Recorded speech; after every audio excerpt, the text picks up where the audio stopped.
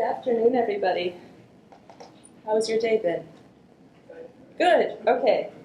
Well, if it hasn't been great, this at least is the best 3 o'clock you'll have all day. So I am indeed an assistant professor of information sciences and technology at Penn State, and there is our fantastic landmark building, which people have described as either an aircraft carrier or a strip of bacon that crosses over the road. So if you ever are at Penn State, just look for the thing that landed on the street that you can drive under, and you can find me. I'm right about here, just so you know. All right. So every year around this time, people start making New Year's resolutions. Anybody made one yet? Okay, if you haven't, USA.gov has New Year's resolution advice that you can go to their website. So every year, people make resolutions. Big ones, small ones. Some common ones are eat healthy, lose weight, stop smoking. And then, about 6 days later, if you last that long, your treadmill becomes a dog bed. You give up on your New Year's resolution. You go back to what you did before. And some of my work looks at that problem. How do you take, say, a technology, not quite like a treadmill, but maybe something more interactive, and turn it from something that you don't use, that it just becomes a coat rack or a dog bed, and turn it into something that's actually interesting in practice. So as Chris mentioned about my background, I'm in information sciences and technology. What that means, I was originally a computer scientist who kind of went rogue, and now sometimes pretends to be a social scientist, pretending to be a computer scientist. I kind of have a foot in each door. My approach to research is to actually design computational artifacts, study them in the real world, and then use that information to inform the design of future things. And like Chris said, here's where it all began. Here's our photo at summer camp in beautiful La Jolla, California, where we worked on a project that turned into many different projects, which we should talk about later if you like. I'm not going to talk about any of that stuff today. Instead, I'm going to talk to you a little bit about human-computer interaction. So here's my discipline. This is the fundamentals of what we do. You've seen people pull on doors that should be pushed and vice versa. We've all made that mistake. The type of work that I do focuses on getting people to not do that kind of stuff. How do you actually build technologies where people know to pull the door open versus pushing on it? And in addition, it's not just about usability. So here's a lovely device. It's cold and flu season. You'll never be without a tissue. Anybody signing up for it? You're going to use this? Anybody? All right. All right, we got the HCI guy, Will. But for everybody else, I mean, what's going on with this one? I mean, I like to be interactive, so throw it out. It's toilet paper on your head. Okay. Not enough color. Not enough color. Uncomfortable. It's blocking your eyes. Safety concerns. So the tissue is not thick enough. Okay, so it's got the wrong sensory probabilities or properties to it. And you look pretty dumb, right? Okay, so you think that the 9-year-old boy crowd, we can do an experiment with that.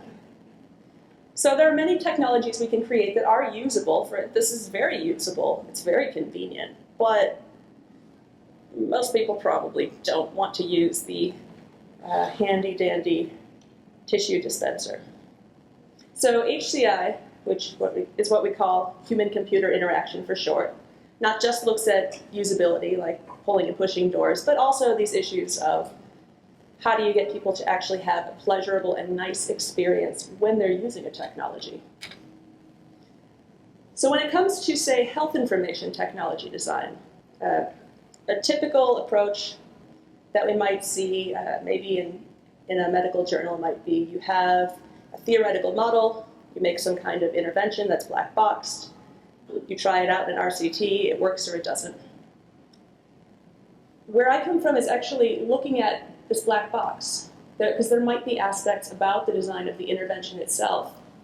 When we have technologies, cell phones, iPads, computers, you name it, they're a little bit more complex than, say, just a pill that you swallow and you take or you don't. There are many different factors that can make or break whether or not people will like and use these types of technologies. So just to give you a couple goals of what you're going to get in this talk. Your learning objectives for continuing education credit.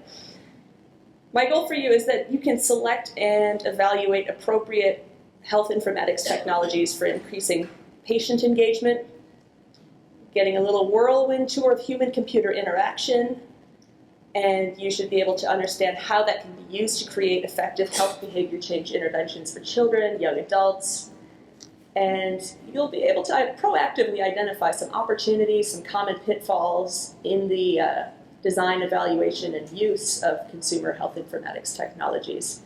And if you're really feeling itchy to learn more about this afterward, I hear there are really good classes taught by some of my, my dear friends over at Drexel across the street on exactly this topic. So go ahead and enroll.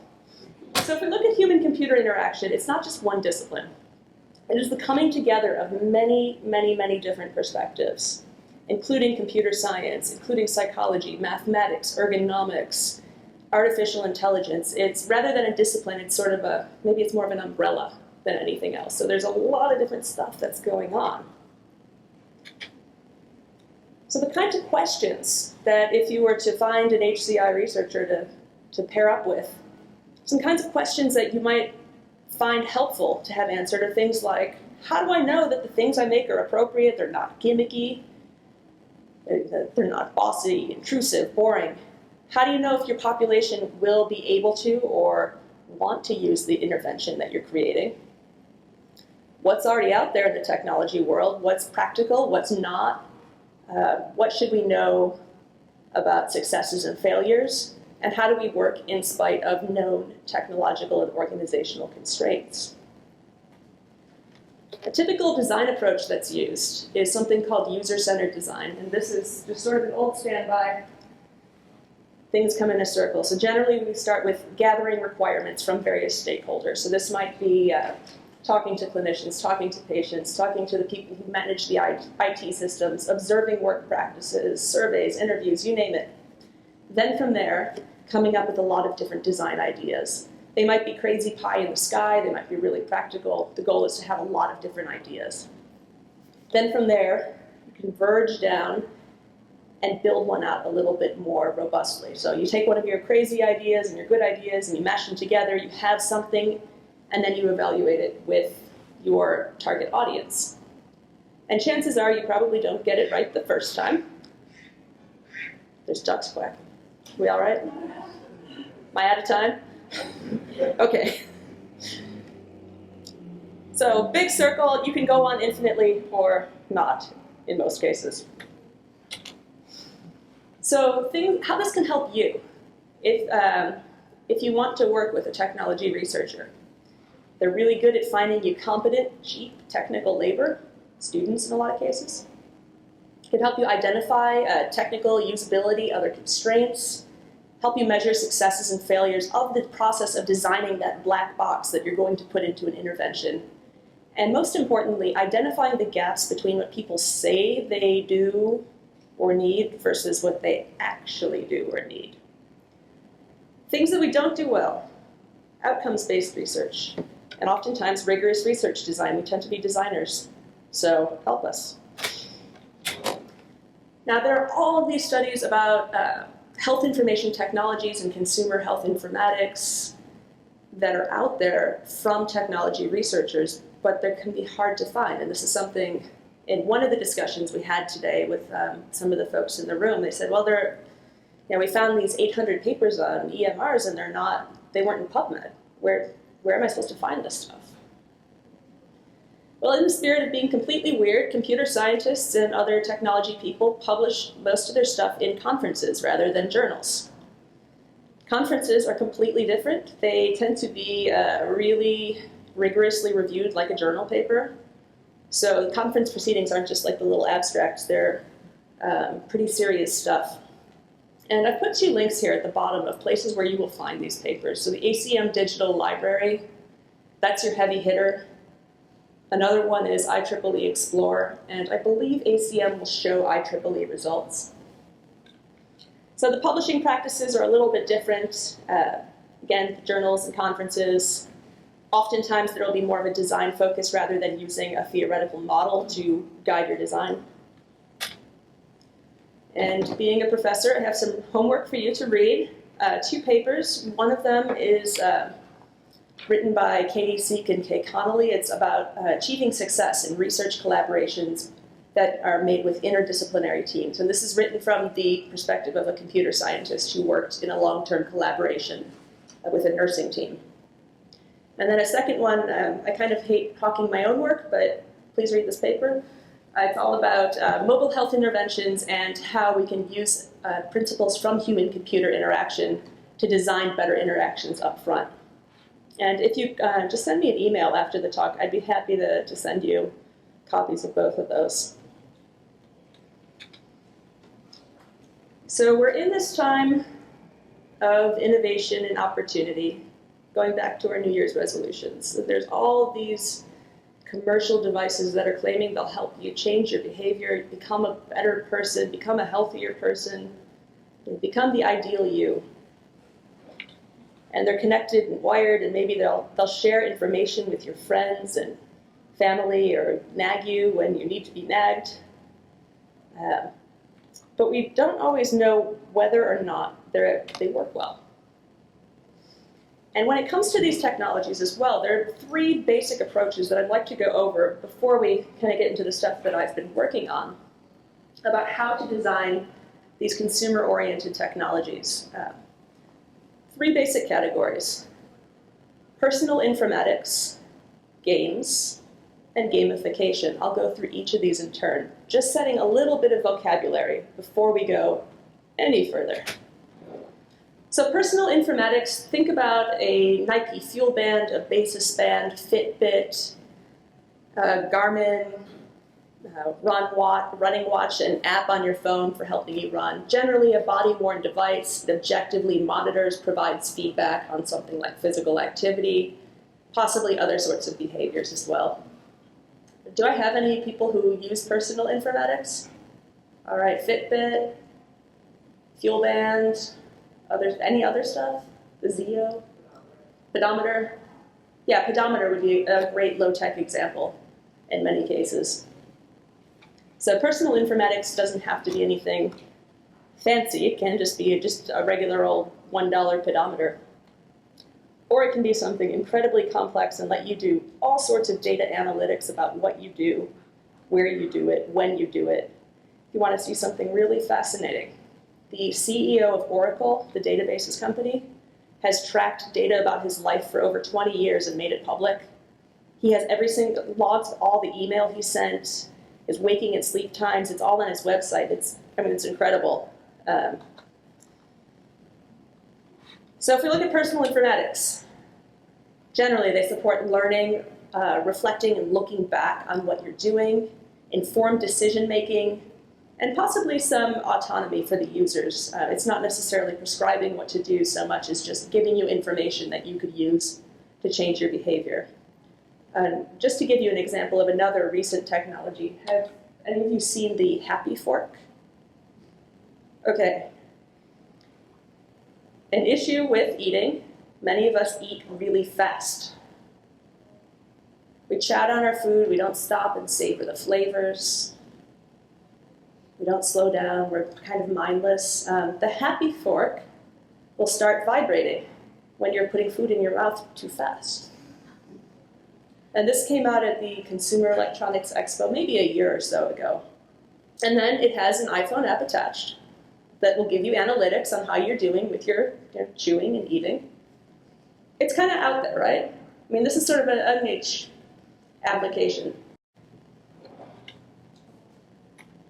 So some core assumptions of personal informatics. You probably have some kind of a goal and a belief in your ability to achieve that goal.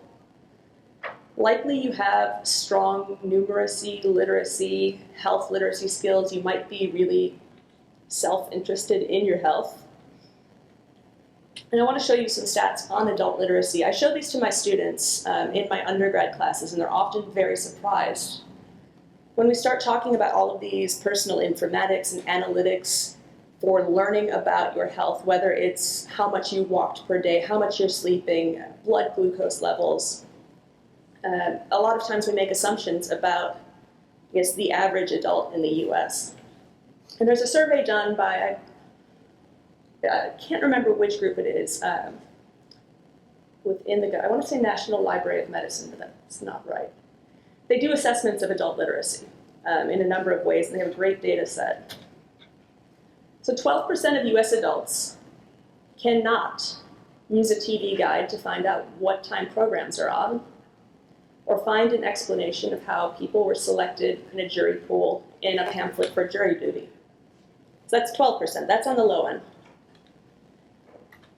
36% can't identify a specific location on a map. That's 1 out of every 3. If we took a big chunk of this room, I mean, this is clearly, I'm assuming this population can read maps, but 55% can't calculate the total cost of ordering office supplies from a catalog. That's kind of a no-brainer, right? You think, okay, I know how to add, I learned that in the 4th grade, and I'm sure I could do that. And 87% can't compare viewpoints into editorials or interpret a table about blood pressure, age, and physical activity, or compare and compute the cost per ounce of food items. So these very sort of basic computational skills may not necessarily be there in your population, which means that when you think about personal informatics, you are targeting the very highly educated, the health concerned, the literate, probably wealthy because they're spending a lot of money on gadgets, skilled, self-motivated. That's not necessarily targeting the people who have trouble reading the TV guide or looking at or reading a chart or a graph. So that's one of your paradigms. It can be very useful, but it has its limitations as well. Now, a second approach would be games. So you play a game, it triggers some kind of behavior, you have an appealing experience, and in many cases these are exergames in which you have to be physically active, so something like the Wii Fit, the Kinect. On the bottom, this is a research application called Table Tennis for 3, where you are playing a game of ping pong with 2 remote collaborators. So I guess you're in 2 different offices and you can play ping pong together. Nobody seems that excited about it, but that's okay. All right, so those are games, just full-on games. There's also something called gamification, and this is an in-between approach. You use game-like elements in non-game tasks, and sometimes you might also share info with others. Canonical example, frequent flyer programs. Have any frequent flyer fans? You have to get to gold. You'll fly the couple extra trips at the end of the year just so you can get to silver medallion or whatever it is that you're trying to get to, chairman status. Classic example of gamification and where it works well, right? You get these statuses for achieving some kind of activity and presumably some kind of reward associated with it. One more example of that would be something called the health game. It's healthgame.com.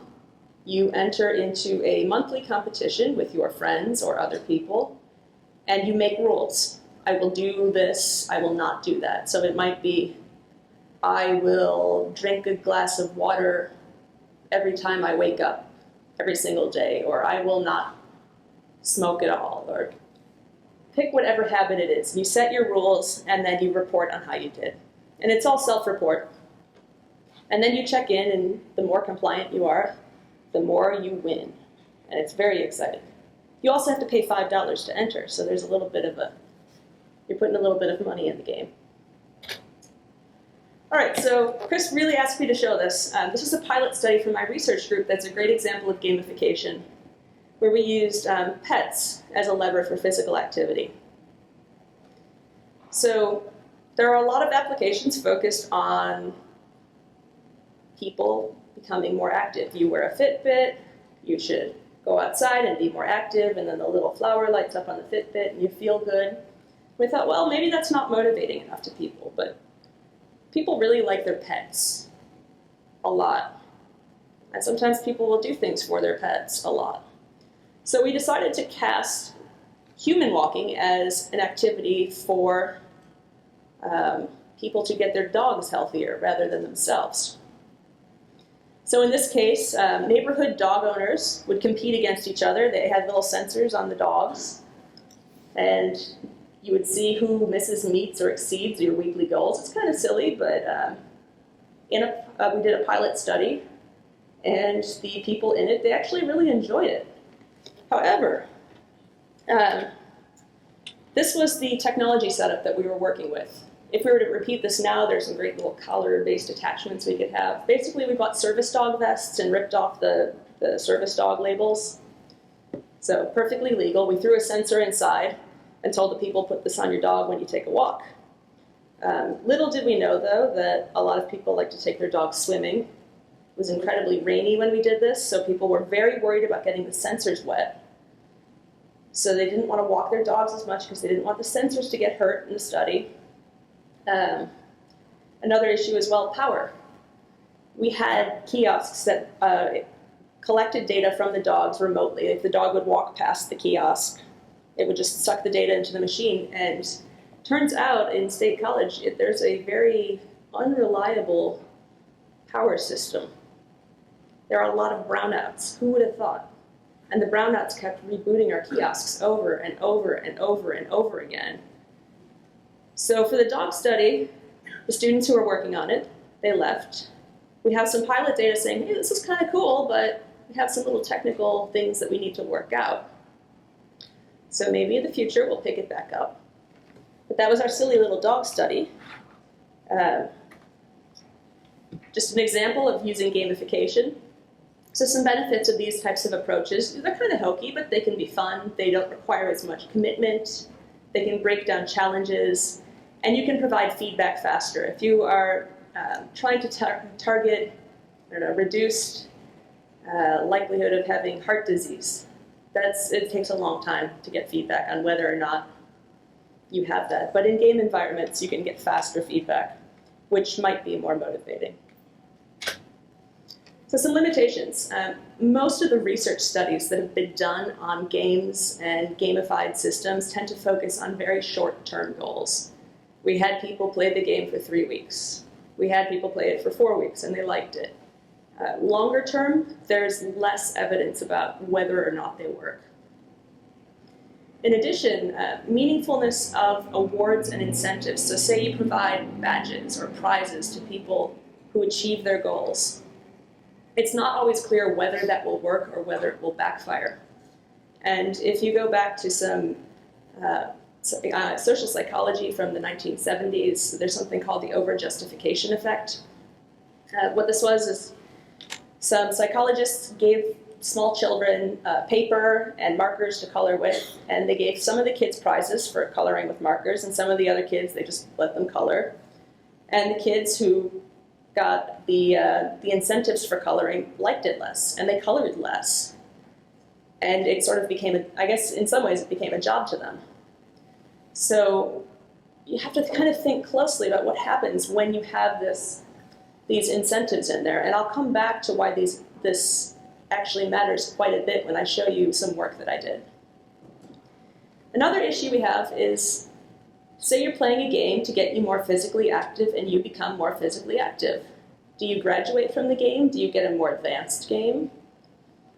Are you just done with it? Do you start over again? We don't have really good answers on what to do there.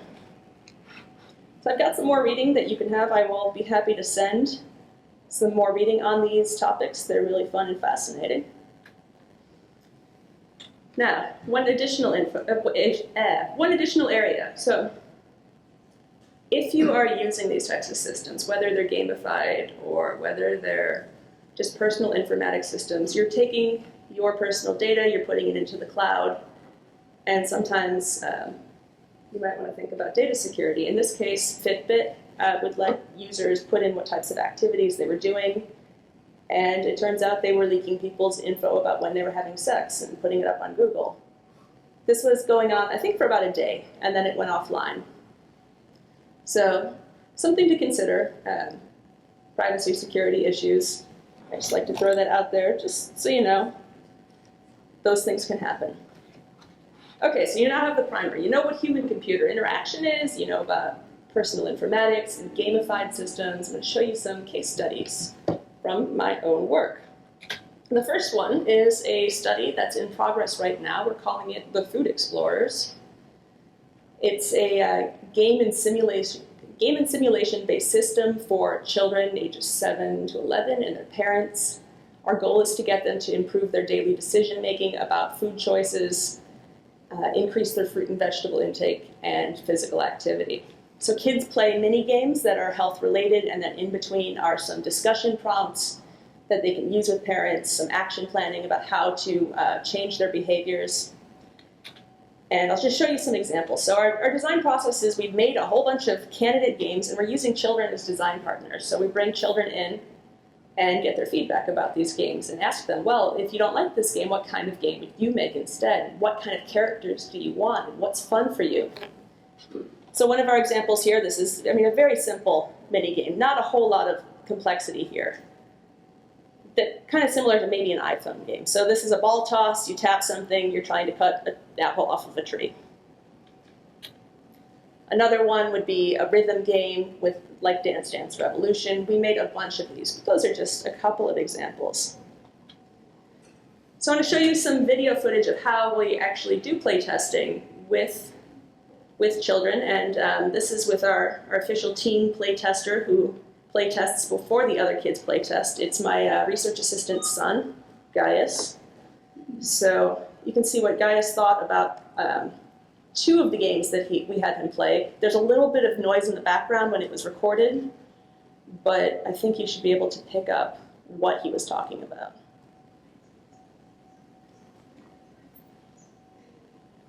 Get some volume here.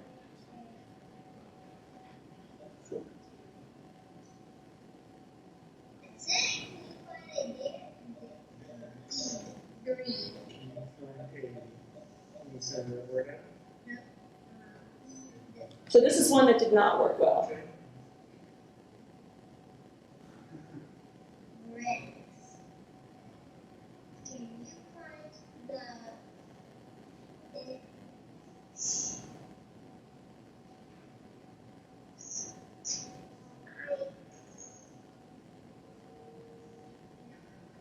So we have some more footage of him, and he just starts clicking randomly because he's just given up on trying to read these words. He wants to play the running one instead. So this is the hit right here. So think Super Mario Brothers with fruits and vegetables. I can give you a link to play it. You can play it on an iPad or a computer. What happens if you get a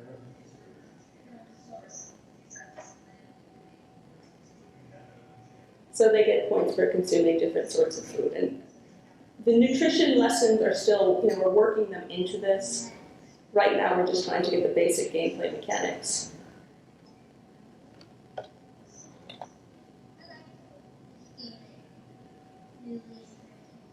So like I said, he likes the game. At least that one, not the other one. So this is an example of what we do. So we'll bring in kids and have them try out these games, have their parents try them out, get their feedback about them. And our next step is to do some additional play testing and refinement with families recruited through Penn State's Metabolic Kitchen and Children's Eating Behavior Laboratory, which is a really fun lab on campus. They also do quite a bit of branding studies. Their claim to fame is putting Batman stickers on fruit and vegetable cups. And kids who get the Batman stickers like to eat vegetables more. In any case, we're going to do a pilot in-home study with parents and kids in early 2014, waiting for the IRB approval to come through, and then fingers crossed, larger scale study when we get larger scale funding. Right now we're on CTSI seed funds, so we will see how the future goes. Then there's a big difference between Mac and PC. Everything is just going off the screen. In any case, larger study, completed study, really big study. I worked on an evaluation of a system called the American Horsepower Challenge. And this was a collaboration between Penn State, Georgia Tech, and Humana Games for Health, Humana being the health insurance provider. They have a game development lab in Louisville, Kentucky. Louisville being the home of Kentucky Derby. There's a lot of horse-themed stuff. So they had this horse-themed game that was aimed to combat childhood obesity. So if we look at the US in 1990, you may have seen some of these maps before. This is the percentage of the US population that has a BMI over 30. And in most states, it's less than 10%, maybe 10 to 15% in 1990. If we jump to 2000, we really see a big jump in the population. We've gone from 10% to 20%-ish. And then when we go to 2010, our last fallout state, which is Colorado, they've gone orange as well. So I think you can definitely see these trends in the last 30 years. So if we think about childhood obesity prevention, we know that games are a popular pastime for children, and our goal with this project was to see whether a pervasive game could increase daily physical activity participation in 9 to 12-year-old children. So pervasive game is a little bit different than, say, a Wii or a Kinect. So in a Wii or a Kinect, or most of those console games, you have to play in front of the screen. You're in the living room, you're bound, you're in front of a TV, you're not outside, you're not in a different room. A pervasive game decouples the gameplay from the screen or a fixed location. You're wearing sensors on yourself, and your activities while you're going about your daily world feed into the game. So in some senses, you're always playing a game. I guess it's kind of like LARPing, but not quite as costumed. So we're not doing Wii and Kinect, a little bit different. So typical approaches for a pervasive game would be to use a sensor, trace data, mobile phones, things that you're carrying with you as sources of data. And in this case, we had an intervention called the American Horsepower Challenge. The goal was to create a competitive walking team for a middle school. And there was a school versus school competition, so schools were racing against each other based on student performance. There was a point system, there were achievements, and in the end, the winning schools received a small grant for improving physical activity initiatives within the school. So within this game, you had, again, some personal informatics data analytics. You could see how far and when you stepped with your little sensor, which was basically a souped-up pedometer that you wore on your shoe. You could see the collective progress of your school. And you also had an avatar. You got to be a horse in the game, presumably a horse that sat inside the school's vehicle that was driving along. And the more that you stepped outside in the real world, you would earn a virtual currency to buy outfits. And if you spent time around kids between 9 and 12, they like to collect things a lot. So collecting outfits and having customized horses was actually quite a bit of fun for them. So again, like I said, basic idea, schools are represented by these little buses driving down a track with horses inside. It's wild and crazy. Whoever makes it to the end first wins. So like I said, the core technology of it was a Fitlinxx Actiped, just a little pedometer that you keep on your shoe, pretty unobtrusive, works pretty well for the most part. If you ever use anything like this, a couple of recommendations. You notice there's a sticker placed on the top. If you have 20 or 30 or 40 people all wearing these little black devices, and 2 of them fall off, it's hard to figure out who had which one. So either writing something on the Sharpie or using a sticker can help keep things organized. A second issue that we had were kids were soccer players. And soccer players kick with the tops of their feet. So any kid in a soccer game would end up with the pedometer flying through the soccer field, and usually they'd come back eventually, but it was a known issue. And also for some girls, dress shoes or boots. There's no place to hook them on. You need a shoe with laces. So some nice parts to it. It's not something you're going to put in the washing machine because it's not clipped to your belt, but it is something that could potentially fall off. There's pluses and minuses there. Now, the nice thing about these Actipeds is that they automatically wirelessly transmit data to a little remote access point. It looks kind of like a Wi-Fi access point, kind of like what you have in the ceiling up here. Basically, you walk past it, your steps are sucked in wirelessly into the cloud. A web server receives and stores all the information, and then the game updates, and you get your points to dress up your horse, and your bus moves, and your school does better, and it's really fun and exciting. So this was a pretty massive deployment for a school-based project. We had 3 periods over 2 school years, between 2009 and 2010, a little over 1,700 students involved in 61 schools, 14 states, pretty much every state except for the one we were in. So we got to do a lot of travel. We did multiple rounds of surveying, parents, kids, teachers. We collected pedometer data, game log data, and this is my colleague, Yen, when we were sending out our initial round of surveys. You can see that the surveys are taller than she is, and we had them stacked all the way down. Now you might think, and we were like, this is crazy, let's go to a web-based survey, that's going to be awesome. But it turns out when you're working in schools, man, paper works so much better. I'll tell you why in just a second. So like I said, we had this long-term, we surveyed people periodically, we analyzed the data, there were 3 rounds of gameplay, we looked at what the kids were doing, social support that they received, facilities, how the game was implemented, students' attitudes towards physical activity, whether they changed, whether their step counts changed. And our basic research questions here were, well, 1, did the schools, teachers, students accept the program? Was it effective at increasing physical activity? And what factors contributed to the intervention success? So the good news is that 51% of our students rated the program as awesome. They demonstrated moderate physical activity increases over a baseline, but most of them were still pretty sedentary for the most part. And these were kids who were wearing these pedometers outside of school as well, so it wasn't just measuring school data. And this is controlling for kids who didn't have data collected over the weekends, because some may have taken their shoes off. Teacher and administrator attitudes mattered. As in many IT projects, buy-in from the management is really important. And it correlated with program success.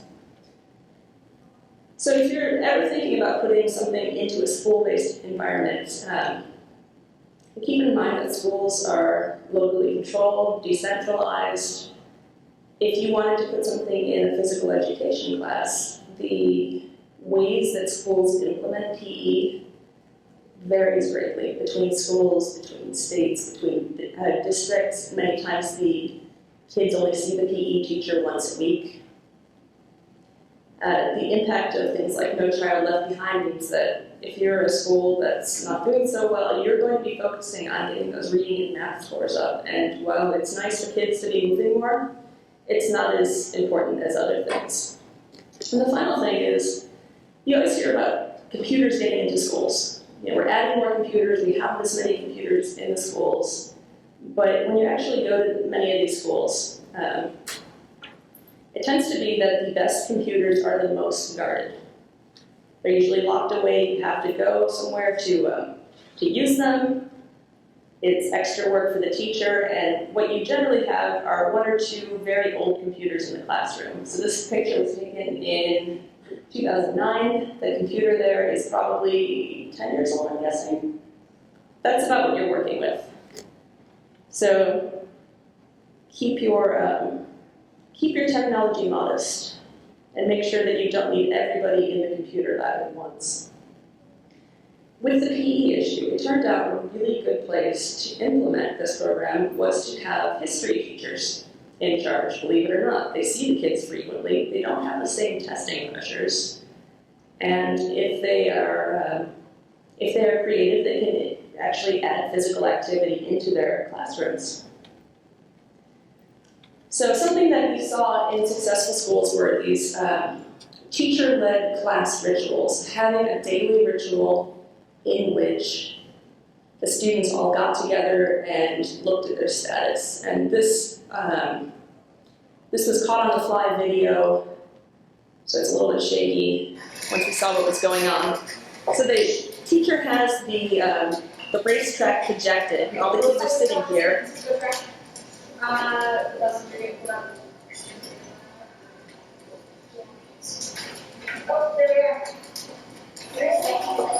Just pointing out their status.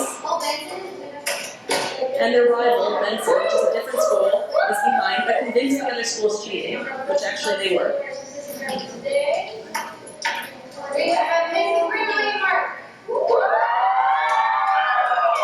What you can start noticing is the kids starting to walk around the corners here.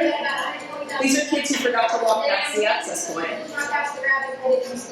So the teacher tells them, walk past this, get our check counts out. All of them, wow. Everybody. So these little 1 minute rituals.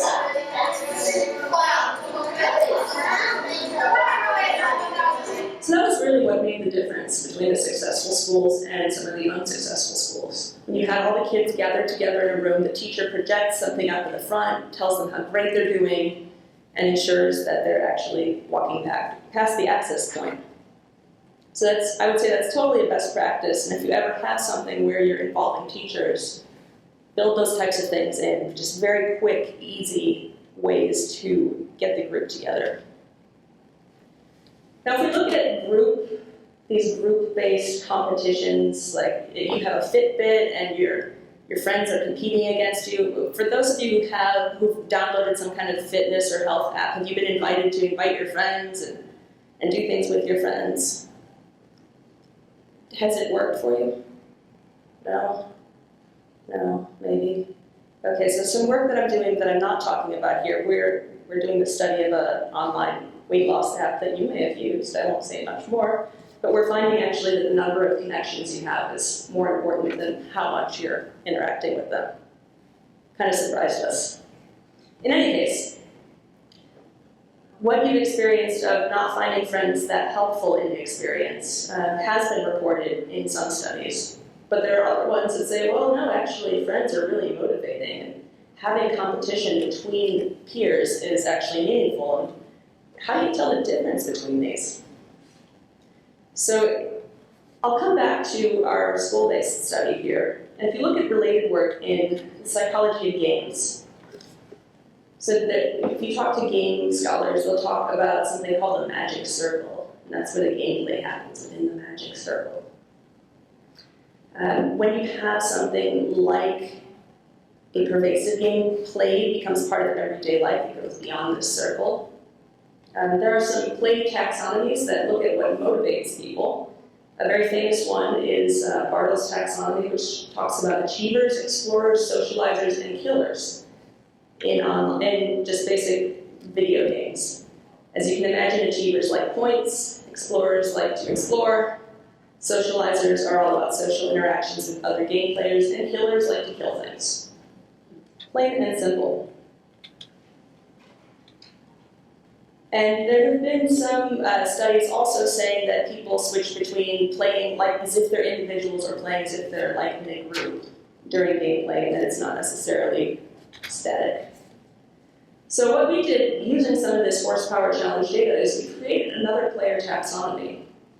And it looked at both game enjoyment and behavior change, and provides some guidance of how you can do group-based health games in ways that meet the needs of the variety of players. And we did this, we used existing taxonomies like Bartle's taxonomy as a starting point, But then we also used observations and reported play styles from our site visits, survey data, and actually gameplay logs. And we compared across the schools, open coded the data, iterated on it. And again, we looked at motivation, behavior, social influence. What do players care about? What do they do while they're playing? And what do they get and receive from the rest of the group? So we found 5 player types. Unlike Bartle, we didn't have any killers. We had achievers, active buddies, social experience seekers, team players, and freeloaders. So in this case, achievers, if you want to think about maybe a Fitbit user or some kind of app user, this is somebody who's motivated by personal progress. My numbers are improving. Their use is functional. They want to see how they did. Social aspects, who cares? They don't want to be compared. They don't want to prove themselves in front of others. For them, these types of games are more of a private experience within the group setting. And some of the kids we interviewed, they mentioned just setting goals for themselves. They don't want to be the kid who gets blamed for having fewer steps.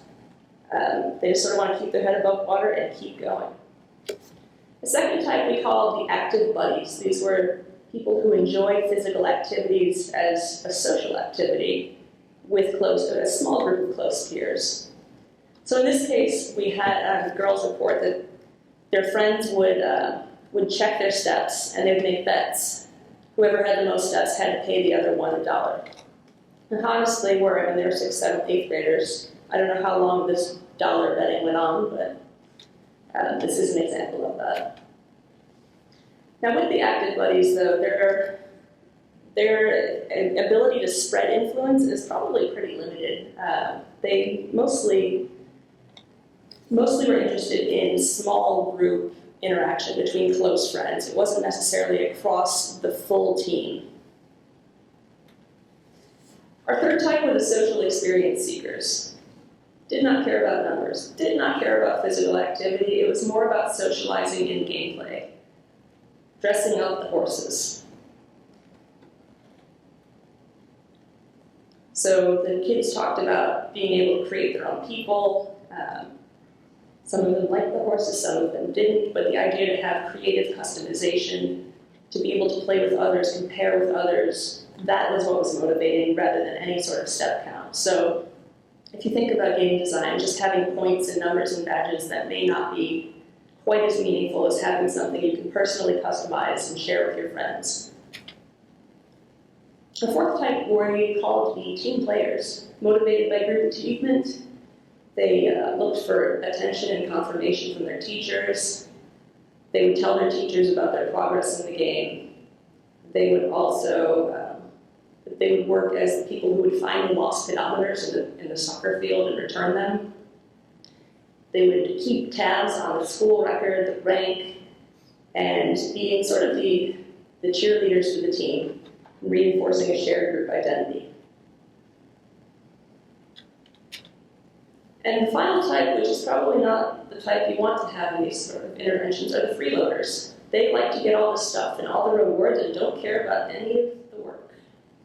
They were the people who just wanted to get, there were some t-shirts given out along the way. They wanted to get the t-shirts. They didn't care about playing the game.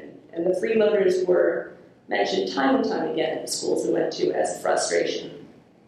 And actually, in one of the schools we visited, I mentioned that issue of incentives.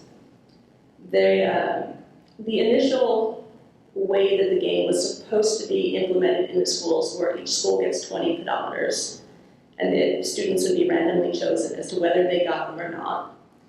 But in a small number of the schools, the teachers reinterpreted the rules.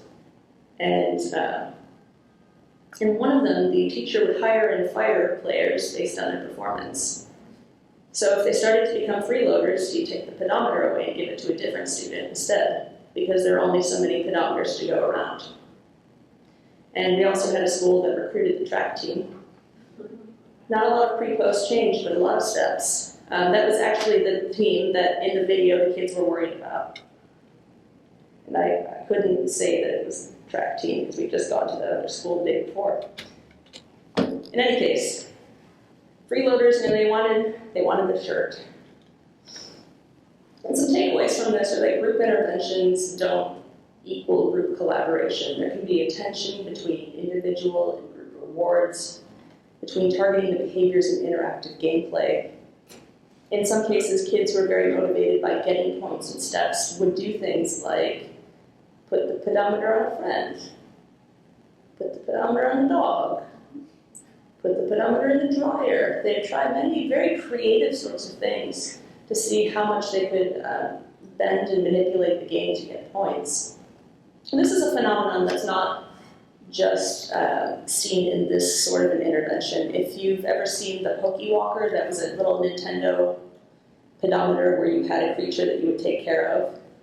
If you look on YouTube for Pokey Walker cheats, people have built these Rube Goldberg machines to make their Pokey Walkers get more steps. I mean, it's incredible. There's a whole subculture of Pokey Walker hackers. And many others as well. And like things like Wii Fit, you can put down a dumbbell and it will mismeasure things and so forth, and tell you that you're super fit, super balanced when you're not. So for designing these group-based behavior change interventions, we might expect some conflict between game enjoyment and achievement of outcomes. We might think about self-representation and individuality, group scale, and maybe potential transitions between player types. I'm not sure what it takes to make a freeloader into a different type of player. That's something you might think about in the future. And before we go any further, what is the current time? I have 5 minutes, that's perfect. Okay, so I'm at Penn State, big football school. Are any of you Penn State fans? No, okay. Okay, but you're familiar with the game of football, right? You know it exists. I can't say I'm a big football game player, but it's, literally walking distance to my house. And I was reflecting on why is it that health behavior change technologies, particularly consumer-based ones, why are they not like football games? People like to go to football games. Football games are fun, but if we thought about something like maybe the Zeo sleep monitor or a scale that measures your weight or your pedometer, it's not like going to a football game, right? You don't have an audience. You don't have people who really care about your performance. Nobody's on a sleeping team, right? Or a vegetable eating team. And it made me wonder, okay, well, why is this happening? And what could we do to get to that point? And it made me think, okay, well, if we're designing these types of technologies, what if we focus beyond the player? What if we think about the audience who could be engaged as well? Maybe one day, you'll turn on ESPN and you'll see competitive vegetable, well, there probably is competitive vegetable eating, but competitive health behavior change. So support from others impacts health outcomes. Perceptions of support are important. Support can come in a lot of forms, and especially when you're thinking about children, adults are important. Adults, as you know, hold the keys to a lot of things in children's lives. So if we go back to Horsepower Challenge, we looked at the support that the kids received there.